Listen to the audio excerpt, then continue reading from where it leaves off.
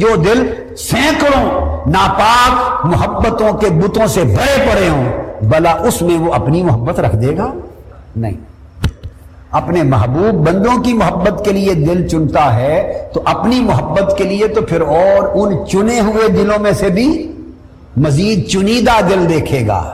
اس لیے میں نے عرض کیا کہ دو محبتیں ایک دل میں جمع نہیں ہوتی، دو محبتیں ایک دل میں جمع نہیں ہوتی، اسی طرح دو غم بھی ایک دل میں جمع نہیں ہوتے۔ غم دنیا اور غم آخرت ایک دل میں جمع نہیں ہوں گے، اور غم دنیا اور غم مولا ایک دل میں جمع نہیں ہوگا۔ اسی طرح دو خوف ایک دل میں جمع نہیں ہوتے، خوف دنیا اور خوف اہل دنیا اور خوف الہی، یہ بھی ایک دل میں جمع نہیں ہوتے۔ جو دنیا داروں سے ڈرتا ہے وہ سمجھ لو اللہ سے نہیں ڈرتا، وہ زبان سے کہتا پھرے جھوٹ ہے، اور جو اللہ سے ڈرتا ہے وہ دنیا میں کسی سے نہیں ڈرتا۔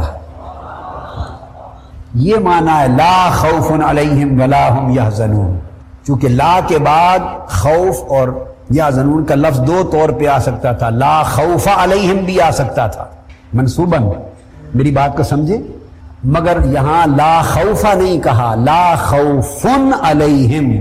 لا خوف آتا تو اطلاق ہو جاتا، کسی قسم کا خوف نہیں ہوتا، اس میں خوف دنیا کی نفی بھی ہو جاتی، خوف آخرت کی بھی نفی ہو جاتی۔ فرمایا لا خوف، ایک قسم کا خوف نہیں ہوتا، دوسری قسم کا خوف ہوتا ہے، یعنی دنیا کا خوف نہیں ہوتا، ان سے محفوظ کر دیا جاتا ہے اور اس کا اپنا خوف ڈال دیا جاتا ہے۔ دنیا کا غم ان سے چھین لیا جاتا ہے، نقصان بھی ہو جائے۔ وَلَنَبْلُوَنَّكُمْ بِشَيْءٍ مِّنَ الْخَوْفِ وَالْجُوعِ وَنَقْصٍ مِّنَ الْأَمْوَالِ وَالْأَنفُسِ وَالثَّمَرَاتِ، آزمایا جاتا ہے، محبت ڈالنے سے پہلے آزمایا جاتا ہے۔ وَلَنَبْلُوَنَّكُمْ، پہلے تو خوف ہی سے آزمایا جاتا ہے، بھوک سے آزمایا جاتا ہے، نفع نقصان سے آزمایا جاتا ہے، ثمرات چھین کر آزمایا جاتا ہے، مال دے کر آزمایا جاتا ہے، مال لے کر واپس آزمایا جاتا ہے۔ اور سیدنا فاروق اعظم رضی اللہ تعالیٰ عنہ نے فرمایا کہ جب مال نہ ملا تھا، مال کی کثرت نہ تھی، تنگ دستی تھی، ہم صبر میں آزمائے گئے، کامیاب ہو گئے۔ جب غنا آ گیا، مال کی کثرت آ گئی، آزمائے گئے تو ناکام ہو گئے۔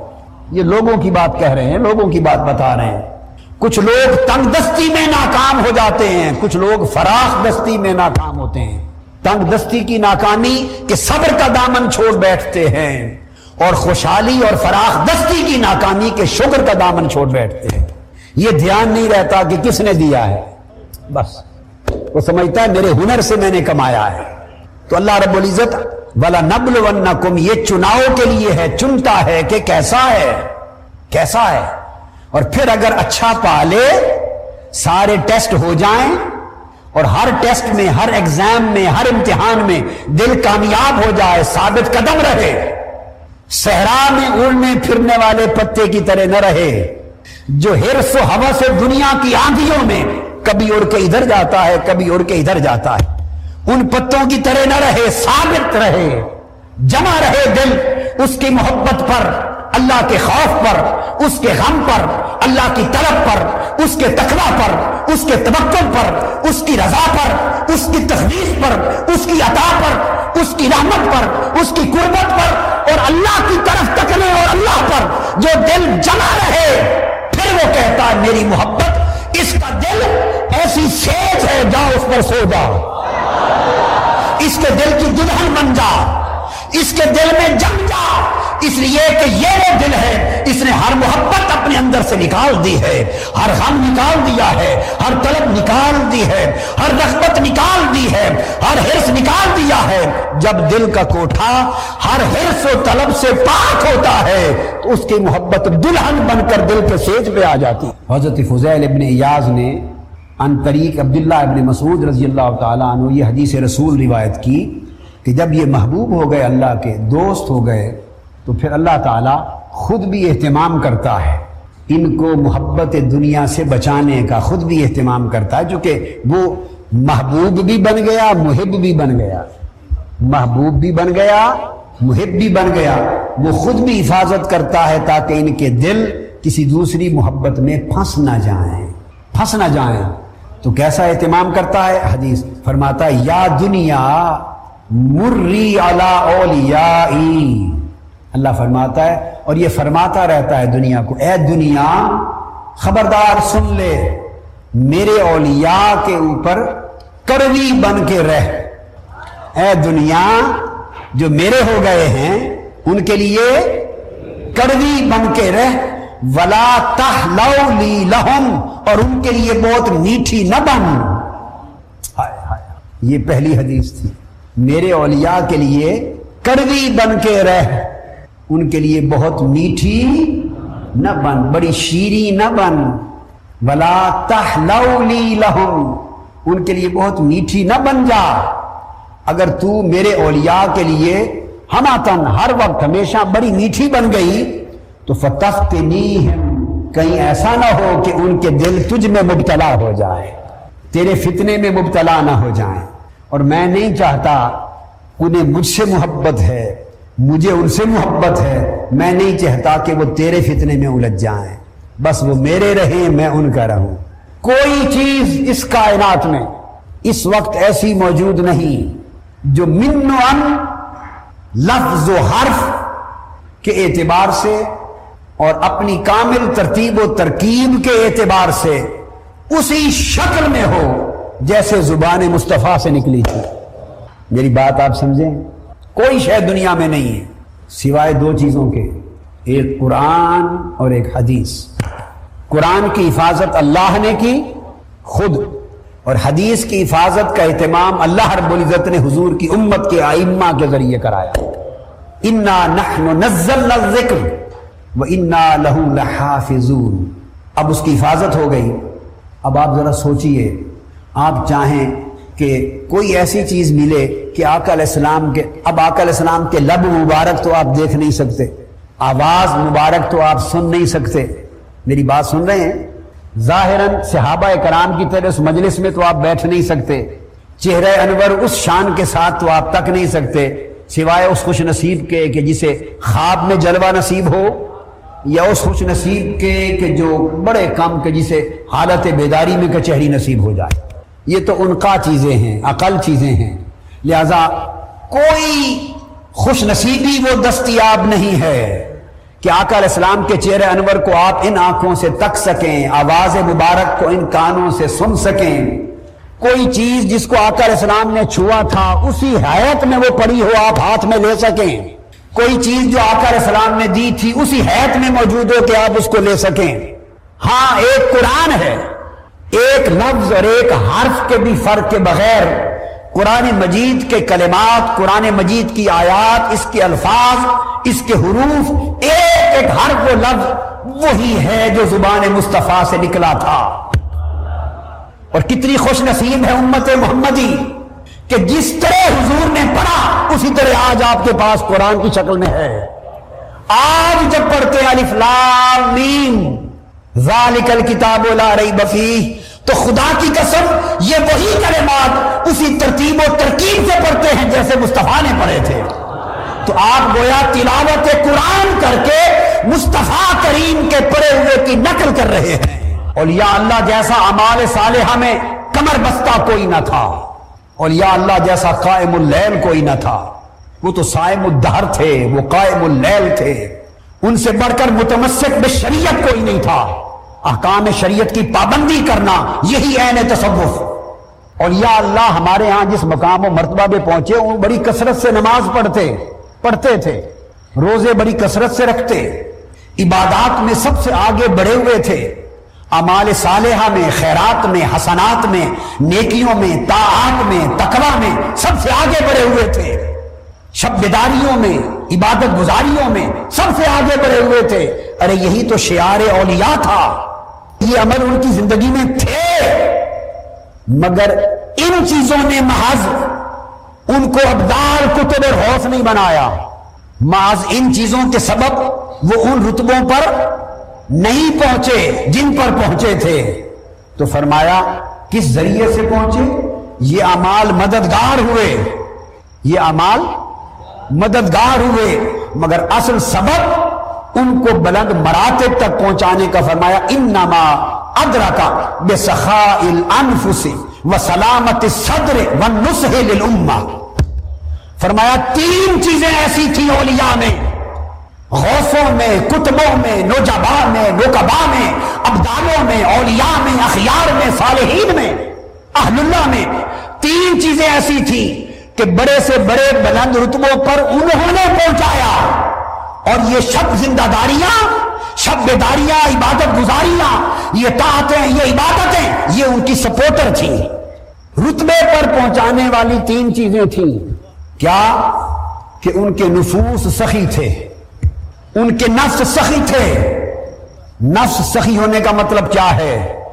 کہ ان کے نفوس میں کسی کے لیے کدورت نہ تھی، ان کے نفوس میں کسی کے لیے کدورت نہ تھی. سخاء الانفس، اگر نہ ملا تب بھی غم نہیں کرتے تھے، بھوک اور فقر اور فاقہ آ گیا تب بھی پریشان نہیں ہوتے تھے، صابر و شاکر رہتے. اور دوسرا سبب وسلامت الصدر، اور ان کے دل، سینے، ان کی سلامتی، ان کی سلامتی دلوں کی، کہ ان کے دلوں میں کبر نہیں آتا تھا، تکبر نہیں آتا تھا، ان کے دلوں میں میں نہیں تھی. کوئی نیچے بٹھا دیتا تو دل تنگ نہ ہوتا، کوئی اوپر بٹھا دیتا تو دل خوش نہ ہوتا، کوئی ادب کر لیتا تو دل پھولتا نہ تھا، کوئی بے ادبی گستاخی کر لیتا تو دل رنجیدہ نہ ہوتا تھا. ان کے دل اتنے سلیم تھے، ان کے دل اتنے بھرے ہوئے تھے جیسے مٹکے گھڑے بھرے ہوئے ہوتے ہیں کہ وہ کسی کے عمل کی پرواہ نہیں کرتے تھے. سلامت صدر، دلوں اور سینوں کی سلامتی تھی. اور سلامتی کا مطلب دنیا کے حالات ان کے دل کے حال کو متغیر نہیں کرتے تھے، لوگوں کا برتاؤ ان کے دل کا کے حال کو متغیر نہیں کرتا تھا، اس لیے کہ ان کے دل کی سلامتی اللہ کے تعلق میں تھی، دنیا کے تعلق میں نہ تھی. وَالنُّصْحِ لِلْأُمَّةِ، اور سراپا امت کے لیے نصیحت رہتے، امت کو ہر وقت خیر کی دعوت دیتے. تحریک منہاج القرآن کے کارکنوں، یہ دین اور خدمت دین کی جو ڈیوٹی آپ کو سونپی گئی ہے یہ النصح للامہ ہے. اللہ کی عزت کی قسم، آقا علیہ السلام کے دین کے فروغ و اشاعت کے لیے اور حضور کے دین کی اقامت کے لیے اور حضور کے دین کے ابلاغ کے لیے اور حضور کے دین کے استحکام کے لیے اور حضور کی امت کی بہتری کے لیے تمہارا سفر کرنا، تمہارا تکلیف اٹھانا، تمہارا بھاگ دوڑ کرنا، دروازے دروازے پر جانا اور لوگوں کے ماتھوں کے شکن بھی برداشت کر کے مسکرانا اور دین کی خدمت کا جذبہ لے کر مارا مارا پھرنا 100 سال کی زندگی کے ساری رات کے نوافل سے بہتر ہے، عمر بھر کے روزوں سے بہتر ہے.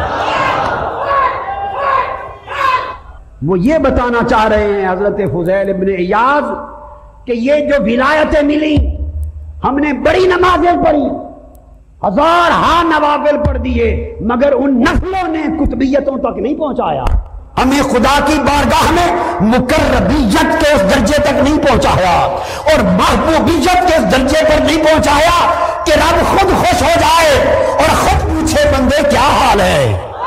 یہ اعمال ظاہری سے نہیں پہنچے بلکہ اس وجہ سے پہنچے کہ ہمارے نفس، ہمارے دل اور زندگیاں اس کے لیے اتنی وفادار ہو گئی تھی کہ دنیا کچھ کہتی پھرے کرتی پھرے ہم اس کی نوکری میں لگے رہتے تھے. وَالنُّصْحُ لِلْأُمَّةِ، یہ وہ عمل ہے، یہ سنت انبیاء ہے جس کے لیے انبیاء اور رسول آئے. النُّصْحُ لِلْأُمَّةِ، انسانوں کی بھلائی کے لیے تگ و دو، امر خیر کے فروغ کے لیے تگ و دو. اس کے لیے انبیاء پر ظلم ہوئے، ان کے ماتھوں پہ شکن نہیں آئے، اس کے لیے انبیاء کو چیرا گیا، انہوں نے النصح للامہ نہیں چھوڑا، اس کے لیے انبیاء کے ہاتھ پاؤں کاٹے گئے، بعضوں کے النصح للامہ نہیں چھوڑا. اور پھر آپ نے فرمایا من اظہر لاخیہ الود والصفاء بلسانہ وَأَضْمَرَ لَهُ الْعَدَاوَةَ وَالْبَغْضَاءَ، جو شخص اپنے بھائیوں کے لیے جو کام ہم کرتے ہیں، زبان سے محبت ظاہر کرے، اپنے دوستوں کے لیے، ہم پیشہ لوگوں کے لیے، رفقا کے لیے، احباب کے لیے، اعزا اقارب کے لیے، رشتہ داروں کے لیے، دوستوں کے لیے زبان سے محبت ظاہر کرے، صفائے قلب ظاہر کرے، مودت ظاہر کرے، مگر دل میں اس کے لیے عداوت، بغض اور اناد چھپا رکھا ہو۔ حضرت فضیل ابن ایاض نے فرمایا لعنہ اللہ، اللہ اس پر لعنت بھیجتا ہے، فَأَصَمَّهُ وَأَعْمَى بَصِيرَةَ قَلْبِهِ، اللہ اس پہ لعنت بھیجتا ہے، اس کو بہرا، گونگا، اندھا کر دیتا ہے اور دل کی آنکھیں بند کر دیتا ہے، بصیرت چھین دیتا ہے۔ تو سلامت صدر یہ ہے کہ ظاہر اور باطن بھی ایک ہو، جو ظاہر میں ہے وہی باطن میں ہو، ظاہر و باطن کا تضاد نہ ہو۔ ہم ظاہر میں متقی بنتے ہیں، اللہ والے بنتے ہیں، ظاہر میں دین کے خادم بنتے ہیں اور ظاہر میں اہل آخرت بنتے ہیں، اور باطن میں طالب دنیا ہوتے ہیں، باطن میں حریف دنیا ہوتے ہیں۔ اس پر حضرت فضیل ابن ایاض نے فرمایا کہ سن لو، آپ نے فرمایا جعل الشر کلہ فی بیت وجعل الخیر کلہ فی بیت، فرمایا سارا شر لوگوں گھر کے اندر رکھا گیا ہے اور ساری خیر وہ بھی گھر کے اندر رکھی گئی ہے۔ فرمایا جعل مفتاح الشر مفتاحہ الرغبۃ فی الدنیا، شر کی چابی دنیا کی رغبت کا نام ہے، سارے شر کی چابی دنیا کا حرص ہے، رکھا گھر میں گیا ہے، گھر سے طلب اٹھتی ہے، خواتین توجہ کریں، مرد کریں، بچے بچیاں سنیں، گھر سے مطالبے پیدا ہوتے ہیں۔ اس رشتہ دار کو دیکھا، اس کا رہن سہن ایسا ہے، فساد ڈالا، ہمارا رہن سہن بھی ایسا ہو۔ اس کی فراوانی دیکھی، گھر میں فساد ہوا، ہمارے ہاں بھی فراخانی ہو، ہمارے ہاں بھی خوشحالی ہو، فراوانی ہو، وسائل ہو، ہمارے ہاں بھی ایسا فرنیچر ہو، ایسی گاڑی ہو، ایسا گھر ہو۔ فرمایا ہر گھر سے خیر کا چشمہ بھی گھر سے پھوٹتا ہے، شر کا چشمہ بھی گھر سے پھوٹتا ہے کہ رہن سہن اور زندگی کی آسائشیں ایسی ہوں۔ فرمایا پھر شر کی چابی کیا ہے؟ فرمایا شر کی چابی دنیا کی رغبت ہے۔ پوچھا خیر کی چابی کیا ہے؟ فرمایا خیر کی چابی دنیا سے بے نیازی ہے۔ وَجُعِلَ مِفْتَاحُ الْخَيْرِ الزُّهْدُ فِي الدُّنْيَا، اور خیر کی چابی دنیا کا زہد ہے اور شر کی چابی دنیا کی رغبت اور حرص ہے۔ لوگوں دنیا میں اگر ہم اس زندگی میں حرص دنیا کے بت پال کے پھرتے رہیں، حرص، رغبت اور طلب دنیا کے، حرص دنیا کے، شہوت دنیا کے بتوں کے پجاری رہیں، اوپر سے جو لباس چاہے اوڑھ لیں، اس کا مطلب ہے ہمارے اندر منبع شر ہے، کوئی عبادت نور نہیں پیدا کرے گی۔ اپنے احوال کو بدل لو تاکہ اعمال کام آ سکیں، احوال کو بدل لو، اندر کا حال بدل لو تاکہ عمل اور کال کام آ سکے، باطن کو بدل لو تاکہ ظاہر اچھا ہو سکے، قبول ہو سکے۔ جس کا باطن اچھا نہیں ہے اس کا ظاہر مقبول نہیں ہوگا، کہ دل کو سخت کر دیتی ہیں اور سخت کے ساتھ پھر تاریک ہو جاتا ہے دل۔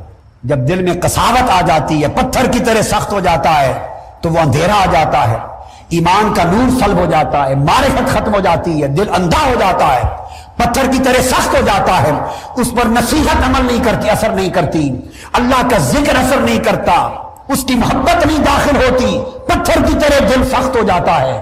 کتنی چیزوں سے؟ 3 چیزوں سے۔ پوچھا گیا کون سی؟ فرمایا کثرت العقل و کثرت النوم و کثرت الکلام، زیادہ کھانا، زیادہ سونا اور زیادہ بولنا۔ زیادہ کھانے سے دل سخت ہو جاتے ہیں، تحریک ہو جاتے ہیں، اور کثرت نوم، بہت زیادہ سونا، اس سے دل تاریک ہوتا ہے، سخت ہوتا ہے، اور فضول اور لغو گفتگو زیادہ کرنا۔ کثرت کلام میں دین کی گفتگو، نصیحت کی گفتگو، واعظ کی، قرآن کی، سنت کی، تربیت کی، وہ شامل نہیں، وہ سنت ہے، وہ عبادت ہے۔